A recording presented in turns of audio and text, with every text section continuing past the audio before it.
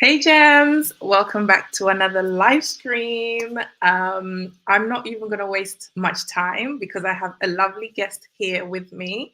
This isn't the first time that she's actually been here. This is her second time on my channel, and I appreciate her so, so much. So, are you ready? Hello. Hi. Can you hear me okay? Oh, wait, I didn't even hear you. What did you say? Can you hear me all right? Is the microphone okay? Yes, I can hear you. Can you hear me? Yeah, I can. Okay, perfect. Welcome, Avery. Thank you so much for honoring my invite again. Yes, it's been way too long, but this is the perfect time. Way too long, right? This is the perfect time to come back together and drop some gems and share some wisdom and some knowledge with the ladies. Oh, yeah. And with the fellas. You know, they can listen to this too. It's good for them. Absolutely. And just in case people don't know you, do you want to share a little bit about your channel? I have got the link in the description, but just because you're here, maybe you might want to introduce it again. Sure. I'll just make it extremely short. You know how we can get. So my name is Avery Woodley. I have a YouTube channel. My whole thing is same team, where women and men work together. We are on the same team. We are more powerful in collaboration and not in competition. And so I kind of am very transparent. I share a lot of my personal stories and stories from being a personal coach, not only to deal with like men and the family, but really women holding themselves accountable and connecting to our feminine, right? Our divine feminine in order to become the women we were created to be. I am all about men and women being on the same team. We were created to join together. When we are joined together, we bring out the best in each other. I think we actually bring out the best in each other, and we're so strong. And I feel that there is a lot going on in society, right, that is trying to keep us at odds, right? They want to keep us divided. And I am here and trying to use my voice to bring us together, right? And also to let Black men know that, hey, like Black women, we love you. You know what I'm saying? We love you. We know we need to do better, right? I can't tell the men necessarily to do better because I'm not a man, but I am here for the women and making sure that they hold themselves accountable and that we do our part as the queens that we are, and that we do it for our kings and for our community and for our families. Absolutely. Love that. Thank you. We're kind of on the spot, you guys. What's that? Sorry? Kind of on the spot and post-workout, but hopefully you got the gist of it. No, we got it. We got it all there. And her channel is going to be in the description, guys. So please go and support her. Today, as you have already seen by the title, actually, welcome anyone who is here. Or you're catching it on the replay, welcome. If you're new to this channel, don't forget to like and hit the subscribe button and come and join the family if you like the content. Today, we are going to be talking about soft life, aren't we? I know it's been floating around and you might know what it is. You might not know what it is. So I am going to play a video and then we're going to go into today's topic. Let me see if you can see it. Where is it? Add to stream. Can you see it all right, Avery? Yes. Okay. Let's just get into it. I came across this TikTok some time ago, and I wanted to go into a little bit more depth about it because she mentioned some very interesting points. And then recently I came across Avery's topic video that segued into this one, hence this collaboration. So let's play it and then we'll go from there. I'm seeing so many women say that they are in their soft era and they're living these soft lifestyles. And it's become this aesthetic that I just cannot relate to, and I wish that I could and I want to, but I literally can't. I feel like life has always been hard, and as a result, I built a hard exterior. So now, thinking about finding an environment where I can be vulnerable and be softer, it just seems unattainable. Because I ain't never been no soft ass bitch, and no shade, because where do I sign up? It just feels like it's never been an option. This is just how I've come to be. So that is that. Let's just pop her off. Yeah, so you said a lot. Yeah. First of all, she's gorgeous and she's very soft-spoken, which I remember when I was looking at the comments, a lot of people were like, well, your whole demeanor and your whole aura screams softness. Yes. Yet coming out of your mouth is saying that that's far from me. So I think the first thing is, let's talk about what isn't soft life or what isn't soft. Right. I'll pass it to you first and then. Well, the first thing is that, you know, when it comes to this whole softness and soft life, right? When I saw the clip, and actually I saw it when you first sent it to me of her, absolutely stunning, right? Obviously, she looks like what we would say a woman, right? The softness, her voice, you know, everything about her. But obviously what she's saying is real, because you can look at someone from the exterior, but it's the interior, right? So the soft life or the soft summer, right? Whatever people are saying, soft life is an internal thing. It's what you cannot see.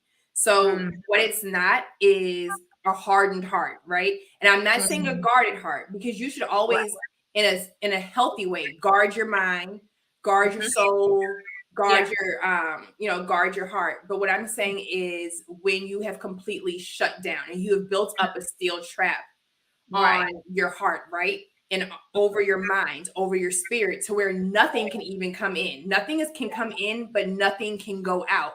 And being soft, right, allows things to like ebb and flow, to open up and everything like that. When you're like a steel trap, which a lot of women are, we may look like a woman out on the outside. We may look feminine in how we move and how we speak. But inside, we are shut down like Alcatraz, right? And it hardens every aspect of us, because you also you cannot grow, right? It's like taking a rose or a flower and putting it in concrete and in steel walls, no sunlight, no water, no nourishment, and you expect it to grow. It's not going to grow. So it keeps us from growing. A soft life is not resentment. It is not bitterness. Right? It is not unforgiveness. It's not holding on. It's not hating. It's not combative, right? It's not a victim mindset or victim space to be, right? So, and that means lack of accountability. He did this, she did this, they did that. That's why I'm like this. It takes an open mind, an open heart. Like everything has to be open in order to have a soft life. And it takes sitting with yourself, being able to sit with yourself, which I know we'll get to. Being able to sit with yourself, and I'm not going to say anything else, because I know we got our 3 pillars to go over. So on that. So maybe something small that I'll add to what you said is, I know that most of the time when we hear soft, we see it as something very dainty, very weak, a pushover. That isn't what soft life or being soft is. And at the same time, it's not about the luxury stuff like the flowers, the wine, the clothes, the cute hair, the lip gloss and stuff like that. No, that isn't what soft life is, or that isn't what being soft is, because all of those things, once it's stripped away, you get to the core and it's pretty hard, isn't it?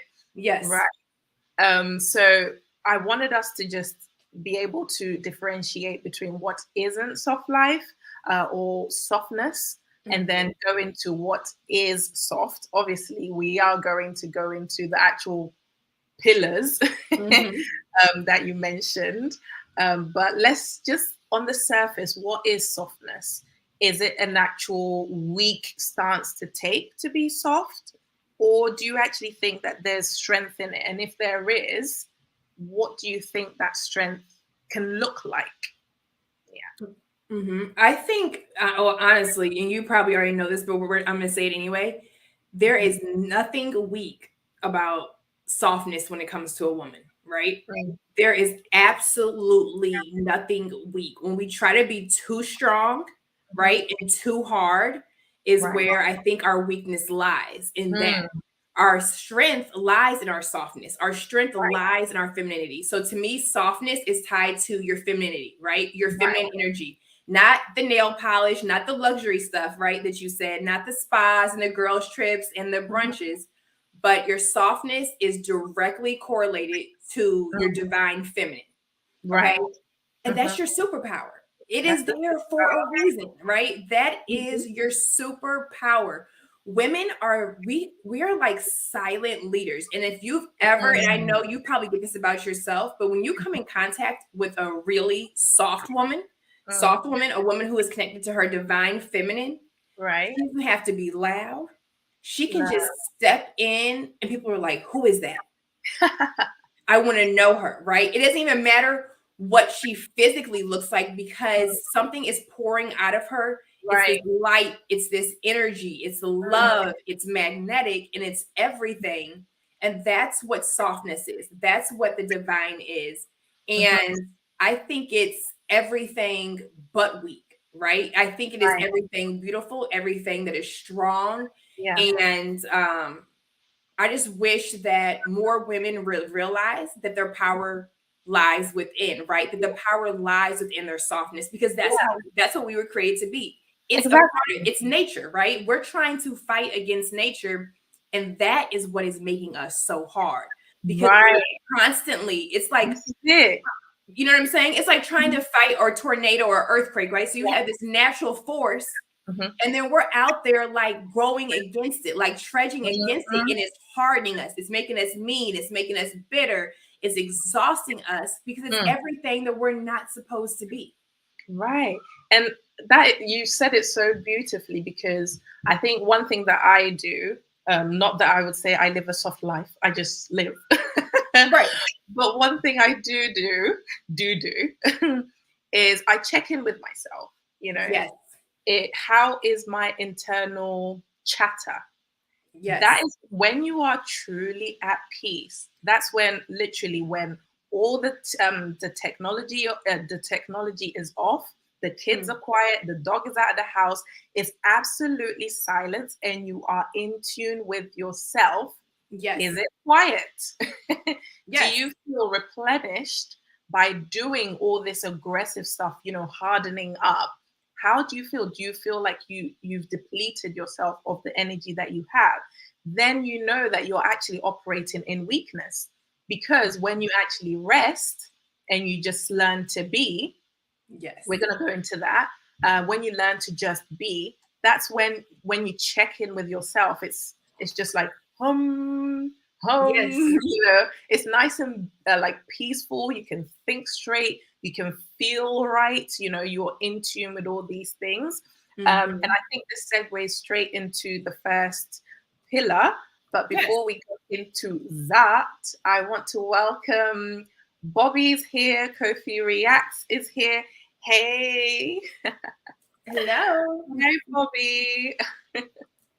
And Bobby said, "What's up, chocolate ladies?" Oh, okay. What? Yes. Yeah.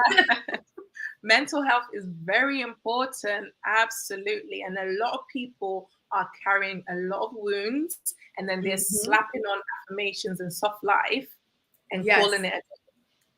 But it just doesn't work like that. I always give this analogy here on the channel that most people are walking around with gaping wounds, and they've got plasters of affirmation here, luxurious wine here, and maybe a beautiful something on here, you know. But meanwhile, when you look at it, the wounds are open, they're gaping, they're gushing out with blood and pus, all because we fail to acknowledge or even sit down to dig out all the stuff that has made us hard or wounded us in the first place. All we've done is just slapped on some trends and hoping that it will work. But that's not what we do here. You know, soft life, healing, it's all very hard work, isn't it? It's very messy. It's very messy. It's nothing pretty about it until the end. You know, it's beautiful, but aesthetically, it's not aesthetically pleasing, right? It's nothing that you may want to put on your Instagram page or make a Pinterest board of, because it's not, it's not aesthetically, it doesn't aesthetically look good, right? You're breaking down scar tissue. It's literally like breaking down scar. You are breaking down scar tissue. You have to unbecome so you can become. Right. It's kind of like the I remember there was a gentleman who did a sermon the other day, and he broke down is it metamorphosis? Ugh, if I can talk tonight. Mm-hmm. From the caterpillar going into the butterfly. And I've seen a caterpillar and I've seen a butterfly, but I hadn't really deeped the way the cocoon looked. It's absolutely disgusting. It looks like a piece of fecal matter. It's so disgusting.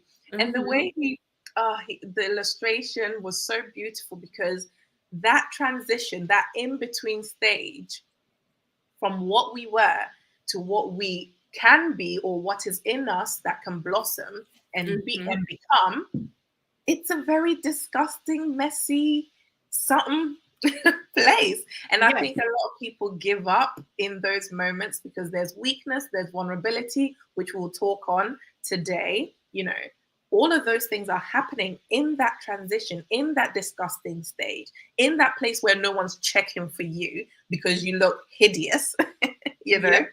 But if you stick to it and you finally come out from this cocoon, you then blossom to be this butterfly. And then you don't have to worry about someone saying, well, weren't you the caterpillar yesterday? Oh, yes, I was, but that was yesterday, you know? That's true soft life.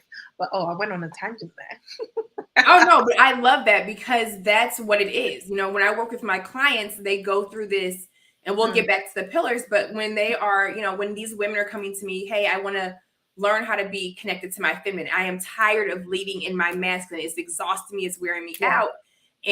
Or after relationships and everything, and they start to do the work.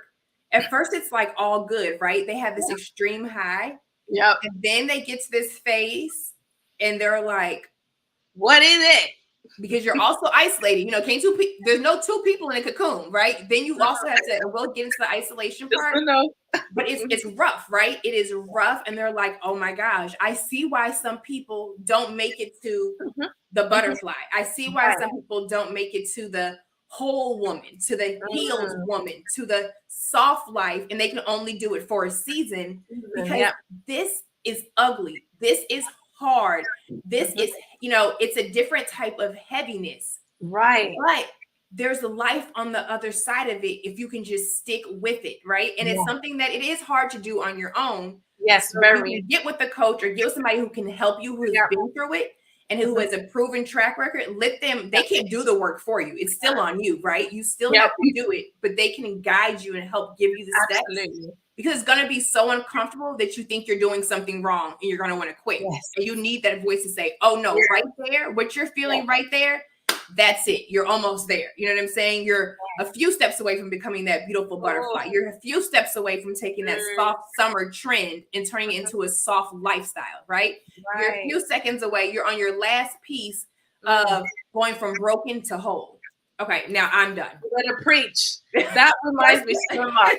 It reminds me so much of when I first came across the concept or the idea of what boundaries were. I was like, what is this? Like, I did not have boundaries. I was a people pleaser. Like, I felt uncomfortable approaching tough conversations. I would try. However, if the person wasn't as receptive, because I'm accommodating, I'm like, it's okay, you know, let's back off. Yeah.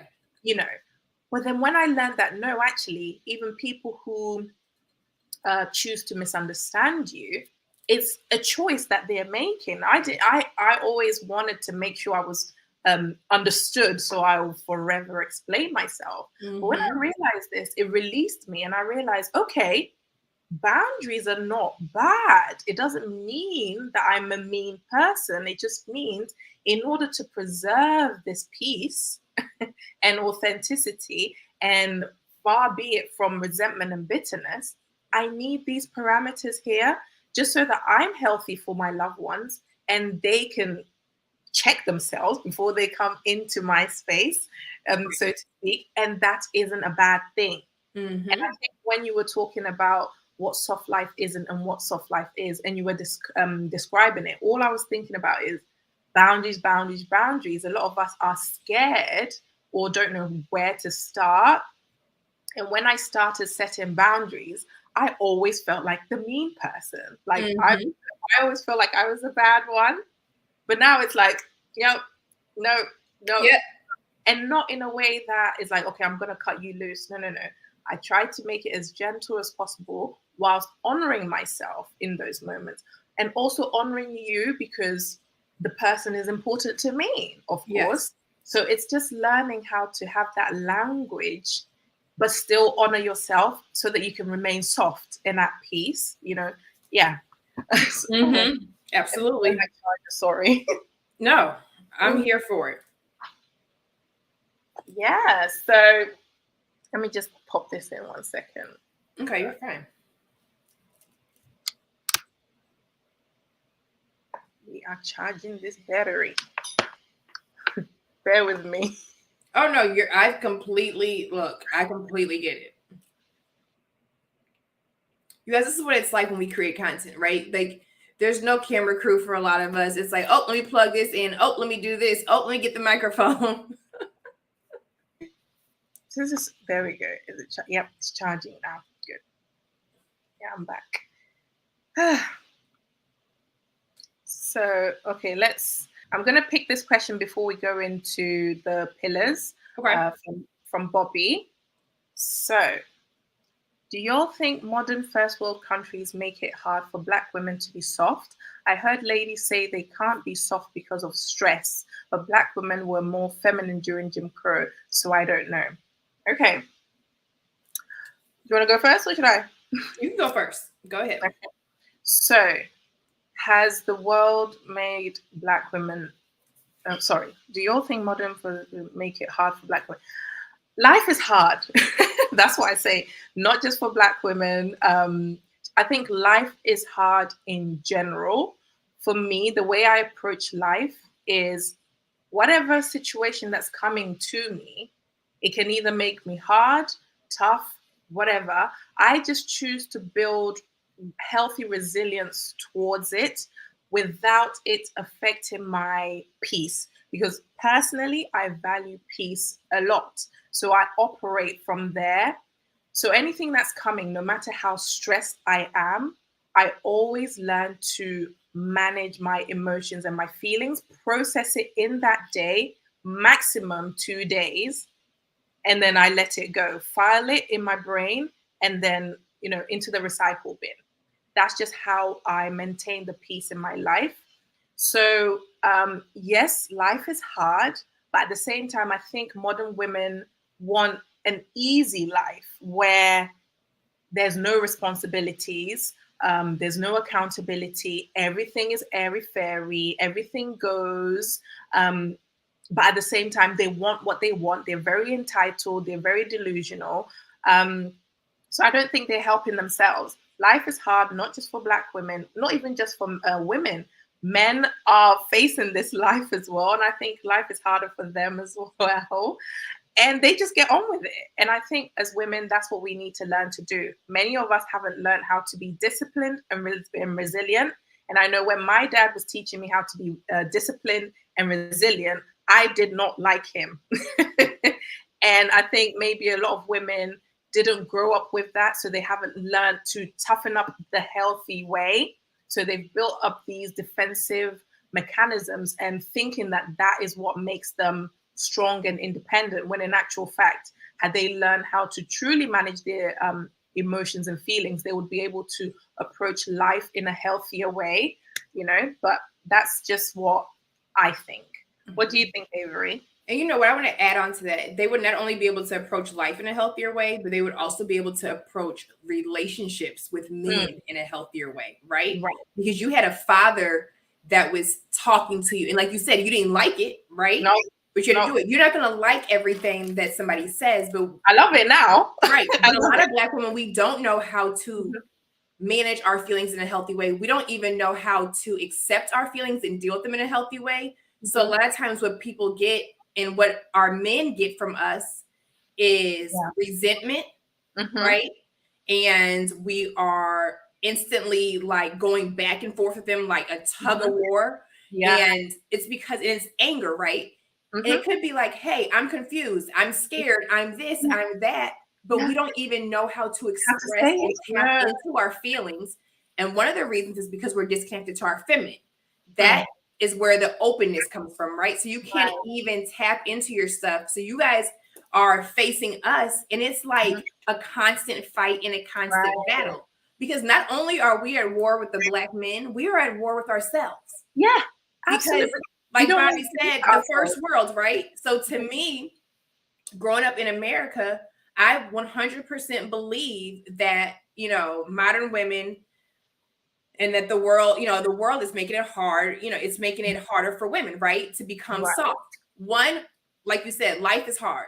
I made a video earlier, life is already hard. But then when you are a woman who is not soft, who is not operating in her feminine, who is operating in her masculine, it's even harder, right? It's harder because you're waking up each day trying to be someone that you're not, right? The world is telling you, you have, in order to be strong, right? You have to be independent. You can't need a man. You can't want a man. If you want to leave a legacy, if you want to break glass ceilings, if you want to secure the bag, if you want to do this, this, and this, you have to go, go, go. Don't stop. You know what I'm saying? Don't feel, don't fall, don't break, don't bend. And we are going through the hard parts of life already, right? Life is just hard, like you said. And then we are trying to muster through like a soldier, like a man. And Absolutely. we weren't created to move like that. We weren't created to go through life like a man. So that's when I said we are going against nature. That's what is making it so hard for us, right? And then during the Jim Crow, and so that's where the stress comes from, Bobby. Life, everybody in life is stressed, men, women, kids. But when you're also adding extra stress and you are making it harder for yourself, of course you're more stressed out. A lot of Black women are more stressed than ever because they are making it harder on themselves. You know you want a man. You know you need some help. You know you want to say no. You know what I'm saying? You know you want to set those healthy boundaries.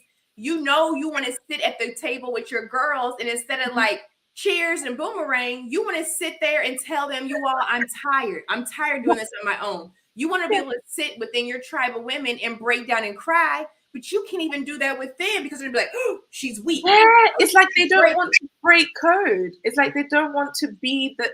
They say they're these strong women, but at the same time, it's like check in with yourself and do otherwise if it's not working for you.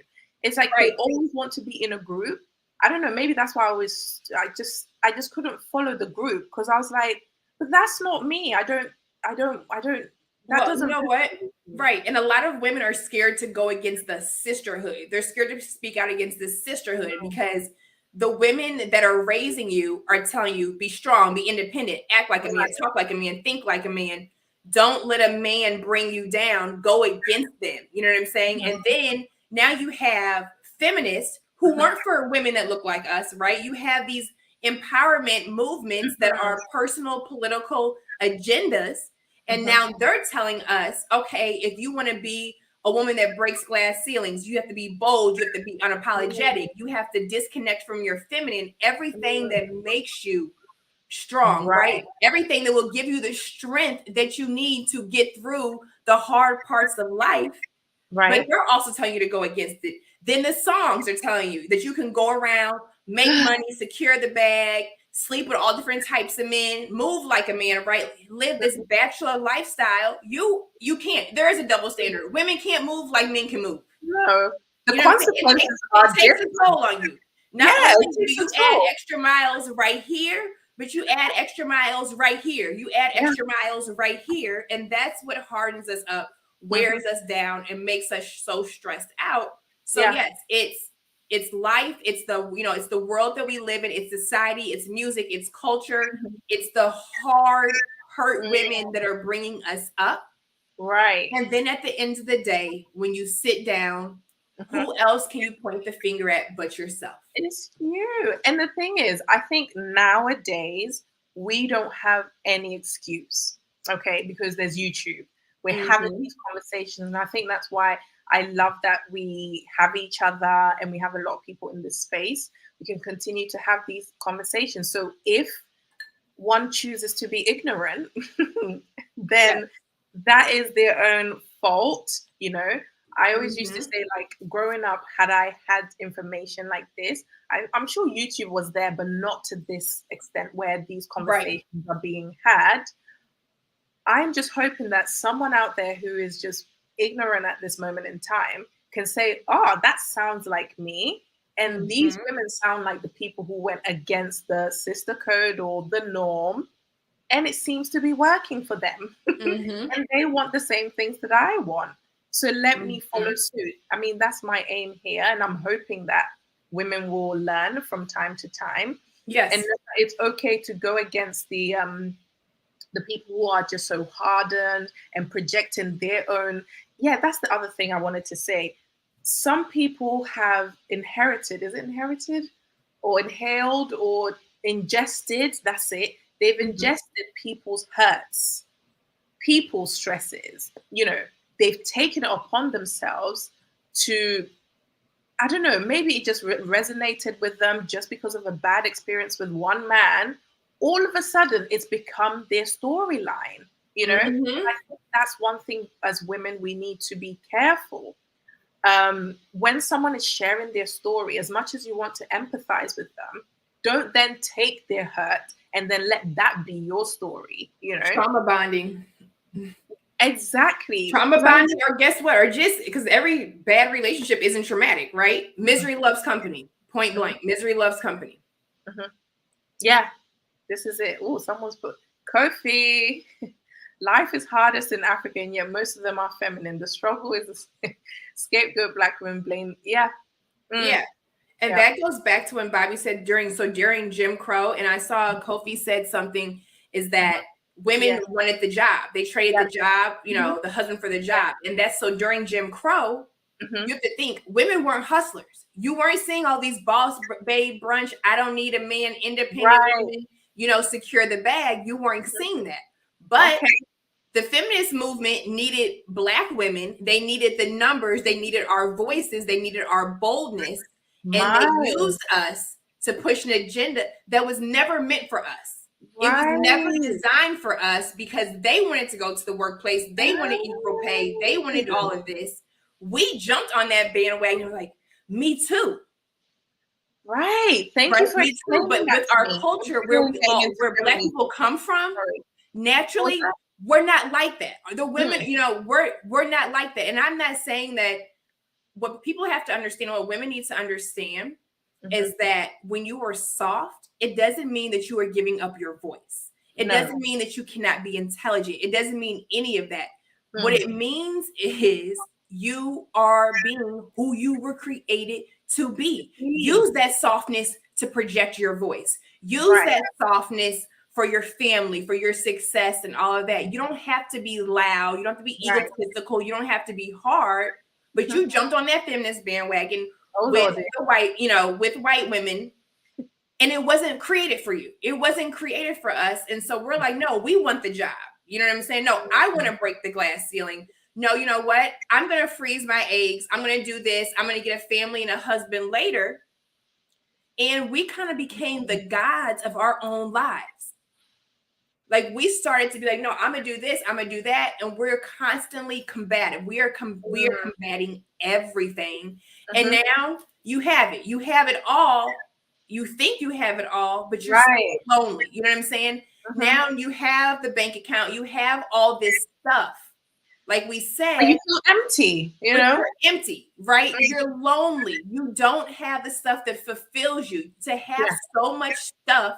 But to be unfulfilled, what kind of life is that? That's not living. Boy, and that's the majority. That's the majority of like what most women are going through.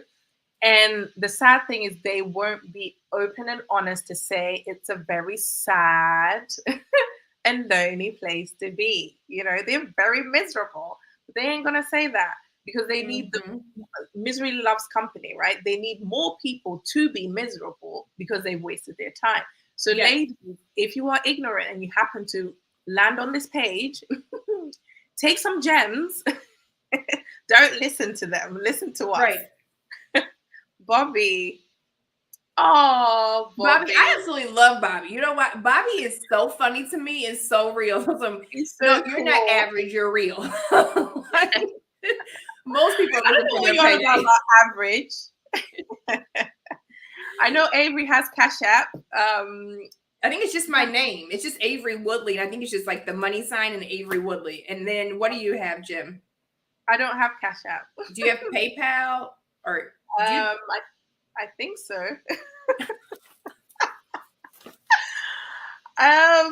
Thanks, Bobby, for the offer. Thank you, When Bobby. you get paid tomorrow, you can just do a super thanks. I think that's what it's called. I'm still new to all of these things, so Yes. I Thank you, don't Bobby. know about them. But I really appreciate the offer, Bobby. You're very appreciated here. You've added another one. Femininity isn't weak. They call women weak when they behave womanly. They hate their own femininity, but want to call us. Oh, I know. This is it, you know. Yes. It's like one foot in, one foot out. You say this, and then they put it here. You say that, and then they put it there. And then it's like, what do you want? That's why I said women don't even know who they are. So many women don't even know who they are because everybody is telling us who to be. The movement, society, the music. You're like, oh, I want to be a hot girl. Oh, I want to, I want to be Sierra, but you don't want to submit. Oh, I want this, I want that. And then at the end of the day, it's like, oh, it's the man's fault. You're the root of all evil. This is why I love Kevin when he said, modern women want Frankenstein, bits from here, bits from there, because in actuality, they themselves are Frankenstein. Yes. They got parts from here, parts from there. Just break free from all of that. Obviously, we've got to go into the pillars. Boy, we're already 40 minutes in, but Avery. We haven't even gone through the pillars. Okay. No, we're going to get to the pillars because what you're saying about Frankenstein, if women focused on the pillars that we're going to bring up, it would help them, right? Frankenstein, to me, they remind me of, in the Wizard of Oz, who didn't have a heart? Was it you had the Scarecrow, you had the lion. It was the Tin Man. The Tin Man, everybody was like missing something, right? Yeah. When women are disconnected from their feminine, that is our core. That is our anchor. We're hollow. Right. That is our anchor. So without that, we're constantly pulling from all of these places because inside we're lacking something. So we're trying to find it all out here. Right. And we can't. It's in here. No. You know what I'm saying? Connect to your feminine to ground you. Your feminine grounds you as a woman. It allows you to stand 10 toes down and know who the F you are. Oh, yeah. So that takes us to numero uno, how to become self-aware, because we both agreed that was the first thing we needed to practice if we wanted to become more soft or in tune with ourselves, is becoming more self-aware. Now, for me, when I started becoming more self-aware, I talk to myself a lot. I still do, like when I'm about to say something, when I'm feeling something, I have that internal chatter and internal dialogue where it's like, okay, why am I feeling this? Why am I triggered? Or why did that trigger me in that way? Yes. And then as I'm having this conversation with myself, it just comes to me like a light bulb that says, oh, it's because you feel X, And I'm like, oh, okay. It's because I feel sad in this moment. Oh, it's because I feel irritated in this moment. So I'm able to then name that specific emotion or feeling that I'm feeling in that moment instead of all the fluff that was around it that would have caused me to attack whoever it was. So I literally catch the irritation or frustration or whatever emotion that I named in those moments. And I said, okay, then I process through that, so that I can meet whoever it is that triggered me in the first place in a healthier way, because now my brain is not on, let me attack you because you hit my wound. It's more like, oh, when you said this, it triggered this in me, but not because you knew it was going to trigger this in me. It's because of my own past wound. Okay, so let me meet you in a gentle way and explain to you that I'm hurt by the thing that you said to me. Is there something you can do to help me heal in this moment? Yes, no, okay, then I'll process it and then move on. So that's kind of how I become more in tune with myself, is just constantly having that inner dialogue and check-ins, regular check-ins with myself. Yes. I know that in the beginning it was very robotic. It was like, what am I feeling? Yeah. Blank. Yes. But now it's like, okay, what am I feeling? And then check in with my nervous system, with my heart, with my mind. And then it's like, okay, that's what it is. And then I go from there. How do you become more self-aware, or how do you practice self-awareness? So self-awareness for me is it's similar, right? You definitely have to do the constant check-ins. And I will say, ladies, when you first start practicing this, like Jim said, it is very robotic-like, right? It's like when you first start driving, when you first learn how to drive, you're not all smooth. You're like, no, what? I'm still like that. Right? Until it becomes, because it's natural. I mean, it's unnatural to you. It's something, it's something new. The more you practice it, the more natural it becomes, the more comfortable you are with it. But becoming self-aware is something that we're not taught. It's something that many Black men, but especially Black women, you know what I'm saying? We're talking about Black women here, that we aren't taught self-awareness, right? We don't know how to do it. So you become an adult woman as far as like your age, right? Maybe not your mindset, you're not an adult woman, but your age-wise, number-wise, you may be an adult woman. And now all of a sudden, something that you've known for 20 plus years or 30 plus years, some women don't get to this point, self-awareness, until they're in their 60s, however long. And now you're going against everything that you knew. So it is very awkward in the beginning. And I don't want to give out too many gems, Jim, but then too many, I don't want to drop too many gems, but because we'd be here all day. But one of the things that I do, or that I did and still do, and that I also have my clients do in the beginning, is when I say sit with yourself, which you guys will hear me say constantly, physically sit with yourself. Yeah. In the uncomfortableness. Literally and physically sit with yourself. One of the main ways, one of the main ways to become self-aware is, one, to cut off all outside noise and distraction. Right. And I don't mean just turn the TV. Yes, literally like turn the TV off, disconnect from the phone. But no, your friends, who are going to support your, twisted narrative, and who are probably like-minded, just like you, and stuck in the same place. Right. They're like, girl, there's nothing wrong with you. It's his fault. It's their fault, or whatever. Go get the money. FNF summer, all that kind of stuff. No, you have to cut off all outside noise and distraction. You have to sit with yourself. In isolation. So like Jim gave the example of being in the cocoon. Now you are in your cocoon. Oh yeah. It's quiet and you're just like,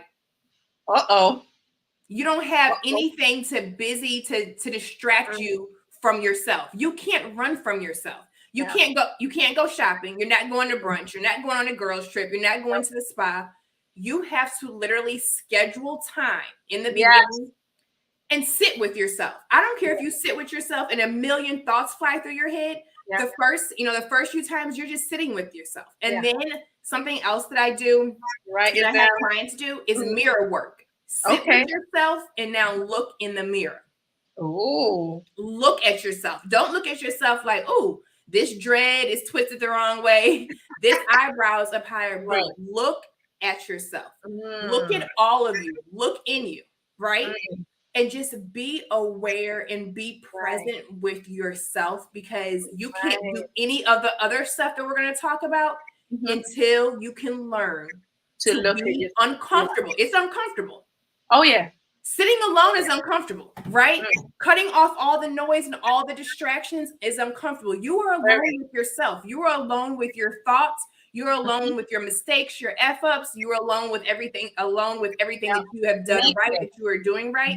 And now you have to face yourself. That's the first step to me in becoming aware. And just feel it. Whatever you're feeling, I have people record it. You can audio record it. You can video record yourself. This doesn't have to be shared with anybody. It's not to make it into a reel or content. This is just for you to start to become aware. And another thing, do it outside too. So I'm really big into some of the grounding, right? And I'm not saying you have to go deep and you got to go out into nature, but sit with yourself outside, be barefoot, right? Put your feet in the grass, but just become aware of everything around you and feel it and how you're feeling, right? What does the wind feel like across your face? I've gone outside before and sat in the rain. What does the water feel like? And you'd be surprised, especially being women, we really do need to be outside in nature, right? I don't care if you're walking across the concrete and you feel the sidewalk underneath your feet. It does something to us. We have to feel it in our core, right? So those are the first things. The mirror work, literally sitting with yourself in the mirror, isolation, cutting off all outside noise and distractions, and just sitting with yourself physically and literally. Yeah. And that's how you check in. Sorry. Yeah, no, go ahead. I was going to say just a little bit that I'd add to what you were saying is when I do sit with myself, I have my paper with me, and I don't work with clients, but when I speak to my friends or people who do reach out to me, whenever you're sitting with yourself, just be aware that the thoughts will come rushing in. And the way I like to work through the things in people's heads is have a pen and paper ready, not to necessarily go through everything and process it right there and there, but literally the first thought that comes through, write it. The next thought, write it. All until the chatter, the chaos in your head becomes quiet, or it will just become a repetition of all the things that you've written down. It's just going to keep repeating. Because I know, like, after my divorce, my brain was like a train track. It was literally all the negative things that, he would say, the verbal abuse, my own internal, like, negative self-talk. You're this, you're that. It would just be going over and over until one time my mom was like, just relax, babe, just sleep. I remember the first day she said, sleep, I'll look after my grandson, which is like her grandson, my child, our child. Right. I was like, I can shut off. I can rest. Wow. And I remember I slept for like 5-6 hours straight during the day, and it was the first day that my brain had stopped regurgitating all this information. And just like what you were saying, so when you start to do this process, please practice a lot of self-compassion, please, and self-forgiveness, because had I not practiced those two things whilst I was going through the healing process, I wouldn't have been where I am today. Because give yourself some grace. Oh my God, so much grace, because I was like, wish I listened to that. Wish I didn't do that. Wish I didn't let him take advantage of this or this, that, and the other. And then you think to yourself, or you start to realize all those moments people took advantage of you. And then that's when the thoughts start to swallow you. That's when I want you to start extending grace to yourself, because you only know what you know now because you're here. You didn't know that back then, right? Right. So it's just like practice those two things, the self-compassion and self-forgiveness, as well as extending grace to yourself, and then put on your gloves. Yes. And punch out anything that's like, no, you're still full of shit. No, you can't ever do better. You can't ever be a butterfly. Yeah. When that thought comes, you punch it. Literally. You punch that one, and then you punch that one. And after a while, it's going to become, I would say, like, your nervous system or your insides will start building tenacity and resilience so that it does it naturally. So in the beginning, it's going to be mechanical. But after a while, the brain's going to be like, yeah, she's not going to tolerate that. So you might as well just delete yourself. Yes, we call it, so just like in working out and then like in fighting, they call it muscle memory, right? Once you start to practice it, then it's just, it's natural. It becomes natural, you guys. And that's what Jim is saying, is that inside it's like, oh, okay. And but you'll also start to crave it. It's like once you start working out and the endorphins, and you see how to boost your mental health and everything like that, you crave that feeling. Like, working out is hard and it's going to take a lot of endurance and everything like that. But you know that it is adding to your life. It's adding to your mental health, your spiritual health, and your emotional health. And the same thing with this, ladies, when you sit with yourself, self-awareness, right? And the healing process and the accountability, it is very uncomfortable in the beginning because it's something that we're not taught, right? It's unnatural. It's something that many, if you told people you were doing it, they're like, oh, you don't need to do that. You're crazy, girl. Because women are right? If you have a womb, you are above correction. Nobody can tell you anything. You're a woman. Like, you're walking on water. No, it's not true. So it is uncomfortable. But once you start to do it, you will crave it because you will see how it is starting to change not only you, but your life, how you start to see everything differently, right? Yeah. Well, you're not running from yourself. Grace. So grace doesn't mean you're not holding yourself accountable. Grace means you're holding yourself accountable, but you're not beating yourself up at the same time. Because if you beat yourself up, you're going to stay rooted in the old ways. You want to dig up those roots, right? Hold yourself accountable, pull up those roots. Now change, do it, see what you used to do, change your reaction, change yourself, evolve, and keep going. Give yourself some grace and we're going to keep going. Right? Because or else if you don't extend grace to yourself, that's when we get crippled with the guilt and the shame. And I think as much as, I'm in this space where I want to help ladies, hold them accountable and all of that, I know that in the beginning, there's a lot of shame. There's a lot of guilt associated with all the mistakes that we've done in the past, things that we wish we hadn't done, and vice versa. So like, I try to be very delicate when I realize that actually this person is someone who really wants to do the work. So let me try to get them to realize that, hey, I'm not trying to get you to be crippled by the shame and the guilt, but I am telling you that hold yourself accountable, extend grace to yourself, don't get swallowed up by your mistakes. Yes. Because there's all this on the other side. And I think it's a beautiful place once you're able to push through and get onto the other side. I think Kofi Reacts has got something here. Yes. And he's got a super chat. Oh, Baseballs. Thank you. Black women were never under black men for 500 years in the Western society. It doesn't exist. When I meet a soft, lovely black lady, I actually tell my friends about it. That's how... Oh my gosh. We love you back. We love you too. Thank you so much for the super chat.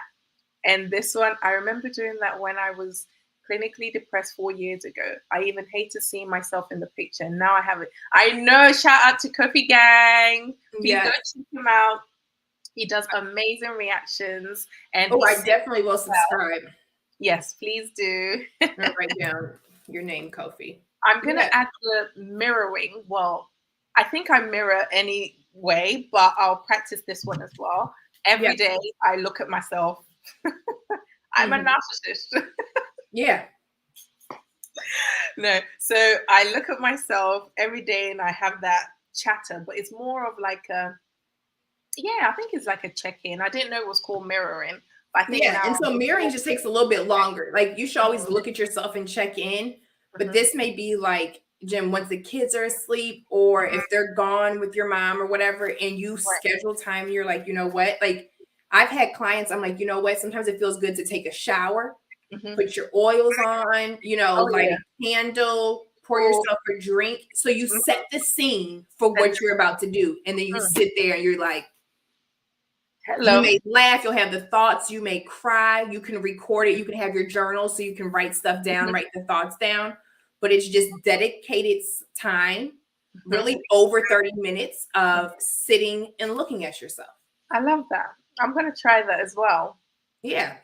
I mean, it's good. And it's actually bizarre how it will make you feel. Or if you do it outside, right, and you just have the sun hitting your face, or if it's in the evening and you're listening to the sounds around you, and have something to where part of your body is touching the ground, or you can feel like where you're sitting, and just feel and just be. Yeah. I love that. And then we go to our most problematic one. I know we slightly touched upon it when it comes to accountability. And I think it's probably one of those words like, he's a narcissist. It's that word that's been thrown everywhere. And I think people say, I am taking accountability, but in actual fact, they aren't in practice taking accountability. So I think sometimes when we are taking accountability, look at whatever happened objectively, and then say, okay, X, Y, and Z is how I participated in this mess, or I contributed to this situation. You're looking at it objectively, okay, at first. And then after you've been able to identify what X, Y, and Z is, then you're going to be more curious as to why you did X, Y, and Z. And then obviously that's where the healing can come from. But I don't think accountability is saying, oh, it's all my fault. Oh, no. I can't do anything right. And that's I think a victim. That's a victim. That's the victim. Yeah. And I think a lot of people are getting confused and they don't want to take accountability because it's like, but it wasn't my fault. I know sometimes, like before I was coming into this space and I came across Kevin and the Manosphere, it was like, but X, Y, and Z wasn't my fault though. I think what we need to understand and separate is we contributed somehow to the situation. It does not mean that you deserved the treatment. Absolutely. That came. However, because you failed to address your own wounds and got yourself into this situation, you have willingly participated to this mess. Therefore, you need to hold your hands up and say, hey, this is what I did. And this is what I won't be doing again so that I can have a different outcome for myself. That is what accountability is. We're not saying that, come hold your hands up and say, so you're telling me because he punched me, it's my fault. No. We're not saying that. But we are saying that there is something in you that craves or yearns for love, but it's seeking it in the wrong way. And you have built up an appetite for erratic love. So that is you contributing to that situation. It doesn't mean you deserved the abuse, but it does mean something needs to be addressed in you so that your outcomes can change. Yeah. That's what I would say when it comes to accountability. Yes. And I'm going to piggyback on that. And you gave some great examples. It means, what role did you play? What role did I play? Right. So when I have had to hold myself accountable, which is an everyday thing, right? But let's look at some of the big life-changing, moments that happened. So for example, it could be divorce, it could be a relationship, it could be something with a job, anything. It's like, what role did I play? Right. Yeah. Right. You stop doing this. They did it. On your point, they've got all these three coming back you to start you going this way. What role did I play? Okay, X, Y, and Z. This is where we're at, but they didn't put me here all on their own. How did we get here? Like that old Deborah Cox. Was that Deborah Cox? Or how did we get here or whatever? How did we get here? Right? What role did I play in it? Look at it. And usually there's a pattern. Yeah. Usually there's a history. So another thing that I have people do when it comes to holding themselves accountable, so a lot of times it does have something to do with relationships and things like that. I have them write out a timeline, right? And I don't mean just like the actual time, right? But write down some of these events, right? And some of these things that happened. Right. And as you write them down, because it's like when you physically start to write them down, that does something to your central nervous system. Oh, yeah. Right? You're like, oh, well, damn. And you got to be honest with yourself. It's you in a piece of paper and a pen, right? You can't be lying. That's bizarre, right? So you start writing down this timeline, this chain of events. And what role, and you start thinking about it, right? What is the pattern? What role have I played in all of these? Yep. Why did I play that role? It wasn't assigned to me, but why did I choose to play that role? Why, Jemima? You know what I'm saying? Why Avery?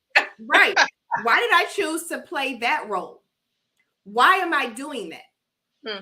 And then you start to see like, dang, And what it is like you said, you're being objective. You are setting yourself apart from the feelings, okay? Because, like, yes, you need to feel your feelings, but there's a time where you have to set yourself apart from your personal feelings and be able to look at the whole situation, look back over the chain of events, right?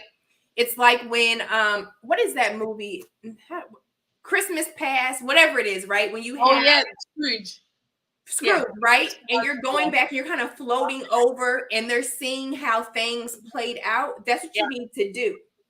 So you can see yourself and be like, damn, I did that. that was me. You know what I'm saying? And I'm not for physical abuse. I'm not for emotional abuse or mental abuse. But if you keep poking at somebody, if you keep poking at the bear, right? If your man is coming in the house and you're constantly rah, rah, rah, you ain't shit. You're not this. You're not that. Da, da, da, da. You need to be a man. You need to do this. And you're just sitting up, spotless, blameless, like you do no wrong. You got to be prepared for the pushback. Yeah. Right? When he pushes back, you can't say, oh, how dare you? How dare you? You know what? He's so mean. He's doing this. So he's doing that.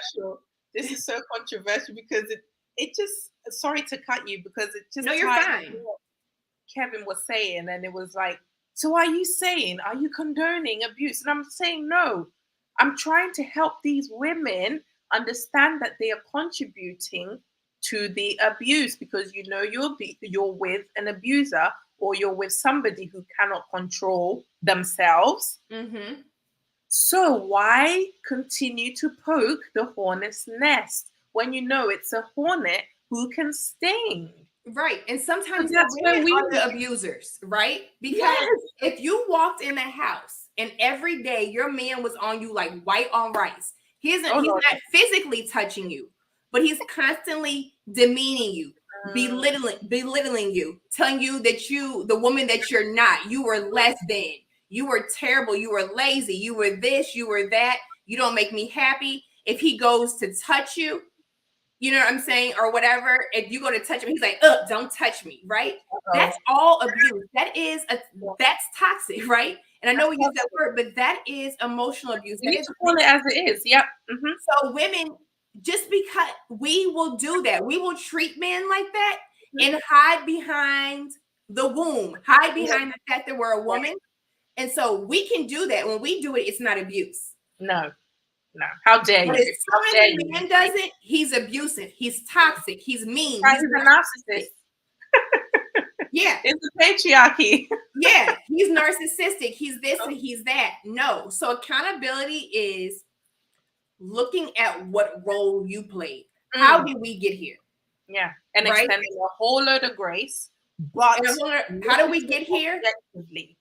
I don't like this feeling. Okay, I've done this, the timeline. Okay, so I've been here 10 other times. Yeah.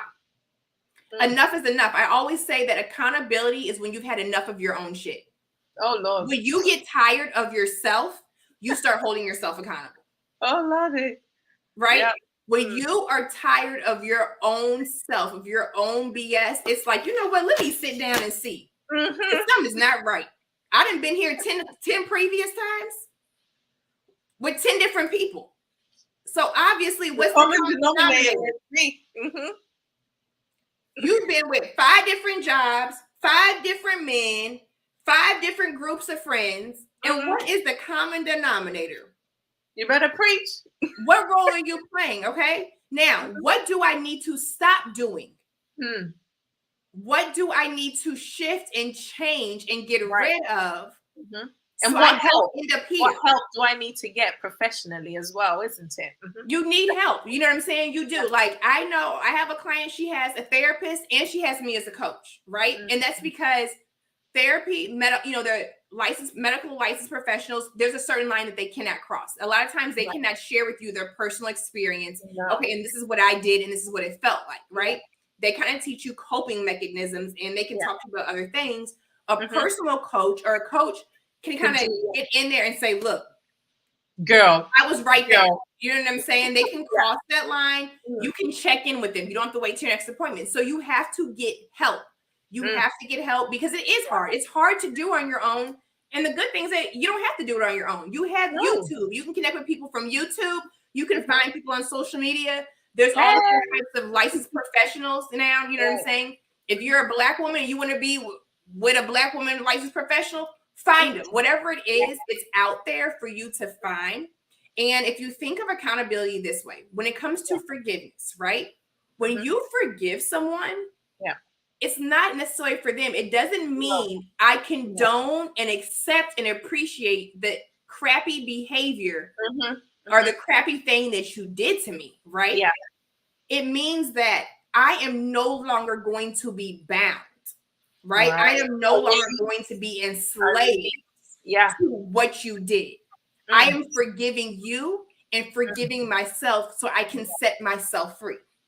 It's like they say, when unforgiveness is like drinking poison and expecting the other person to reap the consequences of it, obviously death. You are the only one killing yourself when you decide to not forgive, because they sleep. They sleep. Baby's knocked out. Knocked out like a baby.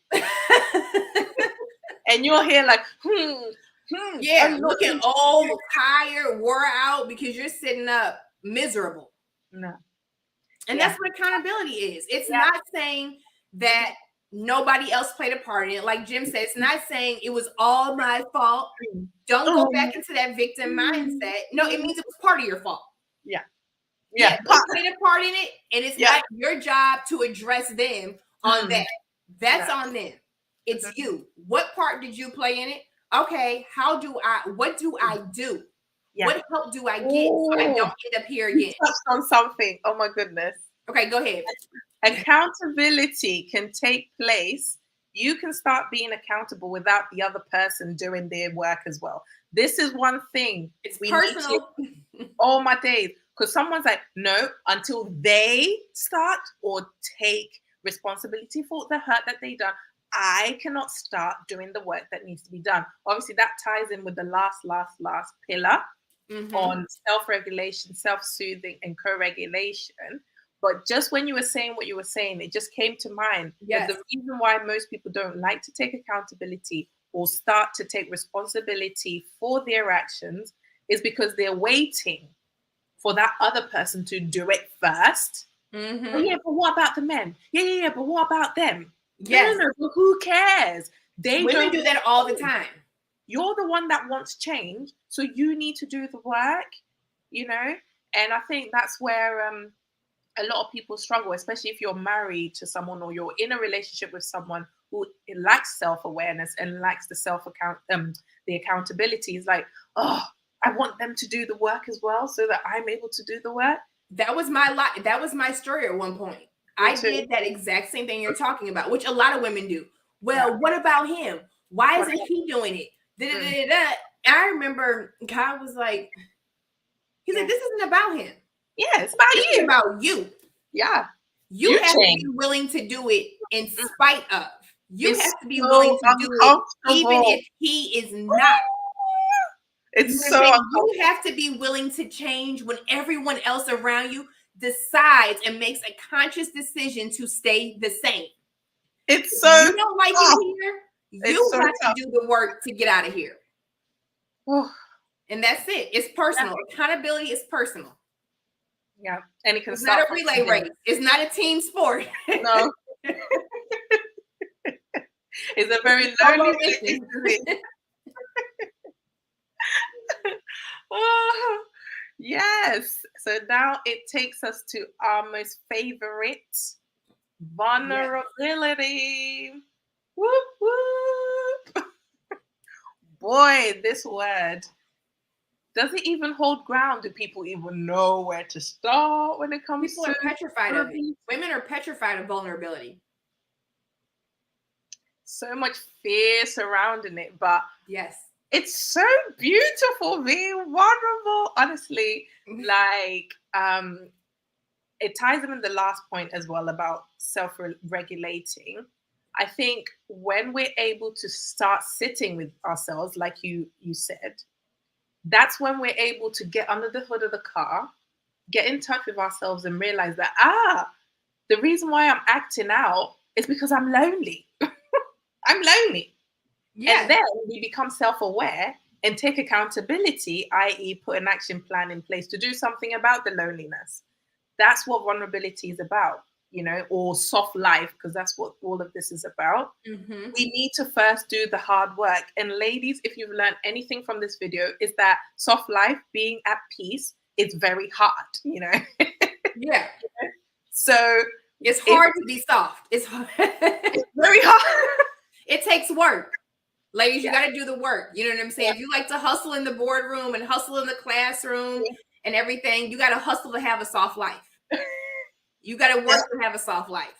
Yeah, absolutely. You need to sit with your uncomfortableness and say, the reason in this moment in time, I'm feeling lonely, depressed, low. I feel disgusting. I feel dirty. I feel undervalued. All of these things, name all of them. Yep. And then when someone triggers you, instead of barking back at them, say, oh, I'm feeling lonely in these moments. Can you give me space whilst I process my emotion? Rather than, oh, did you not see that I'm angry in this moment? When all you wanted is, babe, can I just get a hug right now? Exactly. But you're scared to say that. Let me tell you, Jim, when I was married, I didn't know how to even voice that kind of stuff, right?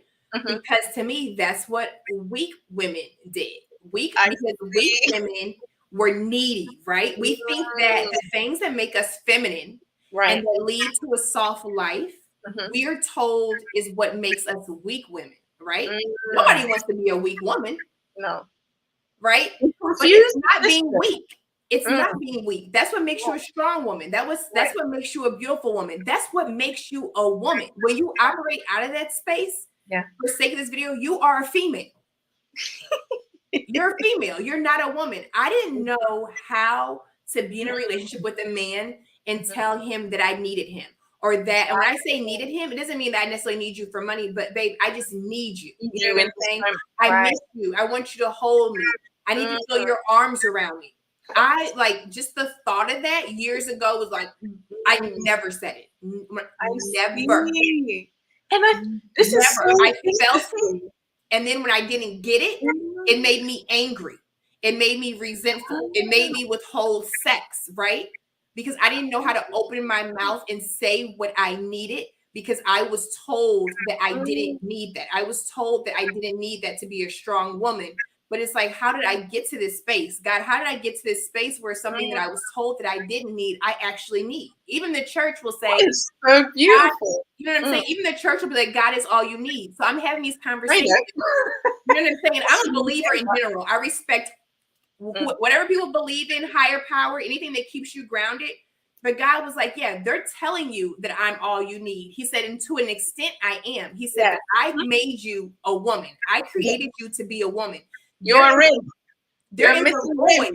Right. There is a void in your life that you are going to feel because it is meant to be filled by the right man. There is something in you that as a woman that you need that is going to come, not just from any man, not from taking 1 million girls trips, buying 1 million Louis Vuitton bags. He said, it is going to come from the man that I created you to be with. He said, it doesn't mean that you are incomplete. You are you are whole. You're whole. Right? You're a whole woman, but you're going to feel that void because it is meant. You do need the right man. You do need to be aligned to the right man because I made you like that. Like that. And he's like, they're telling you to go against that. You're telling me I made a mistake. When I created you to be a woman. So you're telling me I made a mistake. And I was just like, like for my one, I think it's the opposite where I was able to say these things like, babe, I just want to hug. Babe, I'm the type that was always like all over the kisses, the hugs. But then society was telling me that I was needy and I was, needy or desperate. And I was like, well, if you love someone, don't you do these things? But I think because I was with who I was and he was uncomfortable with vulnerability, I interpreted it as, okay, let me go into my shell because men don't like this. Yes. So you retreated. I Yeah. retreated. And you disconnected from it. Yeah, I was like, okay, he doesn't want that. Maybe he's just the type of person who just doesn't want that. Now, obviously, he wanted it before, but now it's like, ugh. I'm like, okay. So, the mind processes it. So after the fact, it's like, what do men want then? And then you come into these spaces and they're saying they want all these things. And then it's coming back in, like coming out of the shell again, putting proper parameters in place so that you pick someone who actually can reciprocate. Mm-hmm. But it's so interesting where, you're able to just say, hey, this is what I need. But then back then it's like, no. Don't give me that. This is too much. Right. Yeah. Right. It's really Right. interesting. Yeah, it's interesting because it's like, okay, if you're naturally that way, like you were, then if somebody goes against it, it's like no retreat. Okay, wait, you don't want that? Let me now compromise who I am. You start to compromise who you were naturally. I'm going against myself. You were going against yourself, right? And I was going against who I was created to be. So I didn't even do that stuff because I didn't know how to. And in doing that, I was going against who I was created to be. And then I had to practice and learn that vulnerability is okay. That vulnerability is the real feminine finesse. That's the real finesse. Vulnerability is the real finesse. And it can make men, not boys. It makes, and not males, it makes men melt. Oh, yeah. I know, like, for example, like my dad, when he's just doing, I'm like, oh, Dad, and I touch him on the shoulder. And I know, like, with my brothers, there's something that I do, and I'm always like, are you proud of me?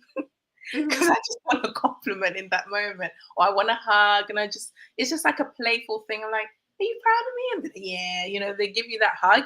I think growing up with that and seeing that men do like that, when it was different, it was very confusing for me. And then when you come into the world, it's like, yeah, don't do that. You're a weak woman if you do that. So I always felt like, yeah, he took you for granted because you were a weak woman. But then I didn't want to be hard. Right. I did not want to be now rude to men. I did not want to now start being, I didn't even have it in me. It's so amazing to hear this coming from your mouth and then saying how you also process things. It's a learning curve for me, and it takes me back to one thing that Kevin used to say. He said that when he's coming out of a car and there's two women, one thing he tends to do is it in the car or what? Like he does something like that, and then one of them will be like, "Oh, sorry," and then the other one's like. Most of the time, the black women are the ones ready to fight, and other races are like, "Oh, sorry." And I remember, like, when he said that, it was a light bulb moment for me because I was the type of person who will always apologize for stuff. And I remember when I'm walking with my brother, and I'm like, "Oh, sorry," and I'm apologizing on my brother's behalf because I'm in the way or he's in the way, and he's like, "No, you don't have to keep apologizing." For stuff. And I was like, what is in me? I want to be tough. I want to be rude to people. But then I think I needed to work and get the balance right, It's the healthy feminine, right? Because you have the wounded feminine, which is, and that's what a lot of people think. They don't understand what a lot of women shy away from when it comes to femininity is the wounded feminine, the need, the desperate, super apologetic. You don't have healthy boundaries or whatever. No, the healthy feminine may in one instance very well mean, oh, my bad, oh, I'm sorry, my apologies, because maybe you did get in the way. But when you're like, oh, I'm sorry, that's the wounded feminine walking on eggshells. Like, oh, I'm in everybody's way. You know what I'm saying? So there is, like you said, there is that healthy balance. And it's trial and error, right? You guys, like we're talking about the soft life, what it really takes to have a soft life, self-awareness, right? And then what was the second one? I just forgot already.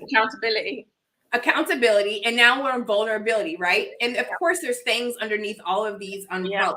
But those are three main things that it takes to have a soft life. And vulnerability, like Jim and I are both saying, it's something that it's scary, right? A lot of women are scared to be vulnerable because you are exposed. Yeah. And when people say that you have to open up, we're not saying that you are allowing everybody to come in and hurt you, and that you're putting a target like, here, I'm open, I'm vulnerable. You know Come what I'm on saying? to me. Crap on me, mistreat me, walk all over me, pass me up, pass me by. No. Because what you have to understand is that when you are open, right? It's just like your house, right?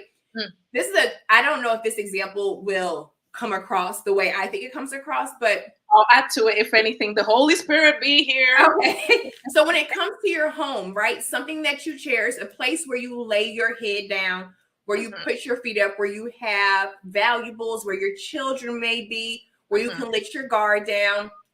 It's your home. You have windows that can be opened. You have a door that can be opened. So you can allow people to come into this space, right? People who have a right to be in that space, who you trust, who you love, who you feel can come into a place where you have your guard down, right? But you also still have a lock on your door. Yeah. You have locks on your windows, and you may have a security system to watch out for, you know what I'm saying? So you shut the doors and you lock them when you need to. You close the windows and lock them when you need to, especially when there's outside forces that you don't want inside. Yeah. But you have the power at any moment to get up and to unlock that door and open it up. Not only so somebody can come in, but so you can go out. Yeah, that's boundaries right there. You can go out and do what you need to do. Your windows aren't steel trapped, right? No. Your door isn't steel trapped. If you stayed inside your house and you never went in, you never allowed groceries, light, water, gas, any other things to come in, you would perish. Right? So you have to find that balance. You know where you are and the space that you're in, and when you can leave your door open, when you can leave your windows open. Yeah. When you can welcome somebody in your home, when you don't even want them on your street, or you don't want them to know where you live. So you're like, I'm gonna go meet you in public down the street and around the corner. How about that? So that's what it's like with vulnerability. You take the steel trap off of your heart, off of your mind, off of your spirit, and now you have a door with the key. With the key. That's it. Boundary is the key. You're like, okay, let me assess. Let me become self-aware in this moment. Let me take accountability. Okay, in this moment, I can allow this person to come in. Or maybe, because I'm still practicing, let me go out to meet them. Yes. Let them come straight into my space just yet. Yes. You know, let's just dabble in this space first before they come in. Yes. Like Jim said, it allows you to go out and move about freely. And then you can come back. Yeah. Right? That's what it is. We're not telling you to invite everybody to mistreat. That's not what it is. It is your lifeline. It's your water. Vulnerability is your water. It's your sunlight. You know, it's the vitamin D. It's the serotonin. It's everything that you need to grow, to feel, to love, to flourish, to continue to become the woman you're created to be, to have a soft life. Yeah. Oh, beautiful. Beautifully put, Avery. Girl, we did good today, honey. And it's all free. It's just free flowing, you know. Free flowing. Because you know what I'm saying? That's what this is. It's free flowing. And like we joked about how hard it is and how it's not the prettiest thing aesthetically, right? Going back to the soft life, the soft summer trend, the picnics and the flowers. And that's kind of why I wore this, right? And it's romantic and I'm just frolicking outside. No. Like that stuff looks good, but it's not the real deal, right? That doesn't make you a woman. That doesn't necessarily keep you connected and grounded and anchored in your feminine, to your core, right? It takes the work that is not aesthetically pleasing. No. It doesn't look good. You don't want anybody to see it. You don't want anybody to see it yet, right? But it is freaking priceless. It is the most beautiful thing. It is continuing. And I mean, all I can say is being connected. And I never thought I would be a person that Avery would say this. Okay. Being able to rest, right? And it's also finding rest. Having a soft life is rest, being able to rest in your feminine. Yeah. It is the most beautiful and empowering thing ever. it's like now I can breathe. When I was operating and existing in my masculine, it was almost like you get up every day and you're suffocating. Right. You know, you feel this tightness and this heaviness on you. And then when I connected to my divine feminine, when I started to practice and live a soft life, right? When I found my power within, with the accountability and the self-awareness and the grace and the love and the correction, all of that, it's like a load came off of my chest and I can breathe. Now I'm living. I'm not just existing. Water. Yeah, I'm living. You know what I'm saying? I'm living and not existing. And that's what it is. I love that. And I know, like, on the flip side for me as well, like when I realized or came to the realization that it's good to have all these things, you know, it's not a bad thing to be soft. It's not a bad thing to want to please, not people please, but want the best for people and be there for people, especially people who are important to you. And it's okay to say how you feel, you know, if you genuinely love somebody or if you genuinely want hugs, kisses, whatever. When I realized that all of this is still acceptable in healthy parameters, it was so freeing for me, because when I looked at the finish line to where I needed to be this tough woman, I was like, I don't know if I can be married again because I've got so much to go. I'm not tough, you know. I'm this weak woman that it really got into my head. And I don't know if the negativity that I was hearing or received in my marriage added to it. But I was like, I'm such a weak woman. And then you come out online and it's like, yes, you are weak because you're submissive and you've done all these things. And then it's like, oh, okay, I've got so much work to do. Right. Thank God for Kevin. That's why I love him so much, because he was the one that stopped me in my tracks.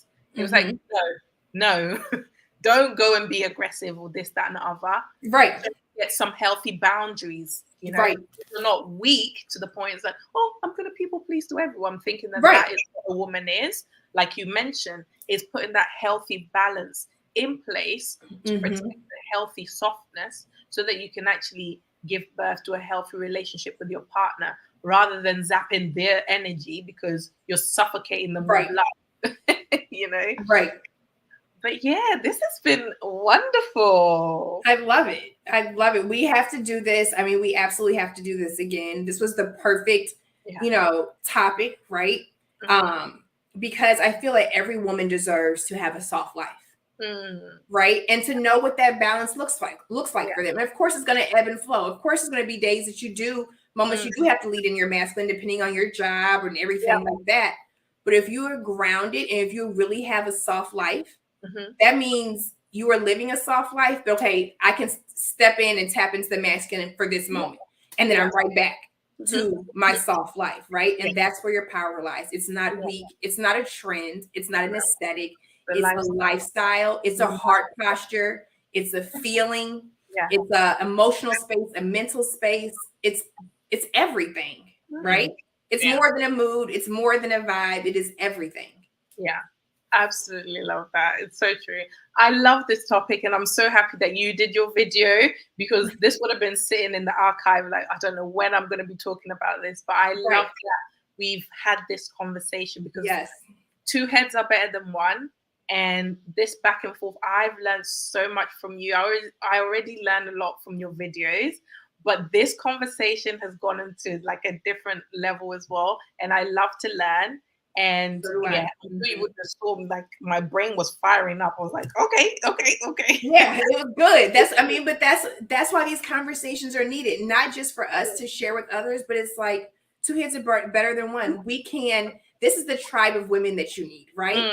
When you can have a conversation and you leave better than you did when you arrived, right? When you're ready and you're like, oh, that will help me heal here. Oh, I need that, right? It's not like we're just supporting each other's deranged narratives. It's like, we came into this space, we got on StreamYard, and now we're both going to sign off being a better woman than we were when we showed up here an hour and a half ago. Yeah. And that's empowering. That's true empowerment. That's empowerment. Not yes, queen, it was his fault. That's not empowerment. That's enabling. Absolutely. Love that.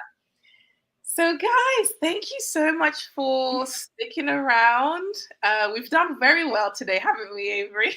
Girl, I am so proud of us. And that's when you know the spirit was flowing, right? This was a divine appointment. Like you said, you saw that clip. I made my video, which I wasn't going to make because they were going to be like, oh, she's attacking people. I was like, this soft summer is some BS. I'm glad I made it. And here we are, and everything was flowing and moving. And we gave some takeaways. We got some takeaways ourselves.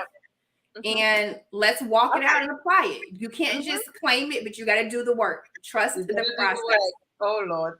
Yes, and we can do the work. Yes. So, yeah, thank you so much, guys, for watching. If you did enjoy it, don't forget to hit the like button.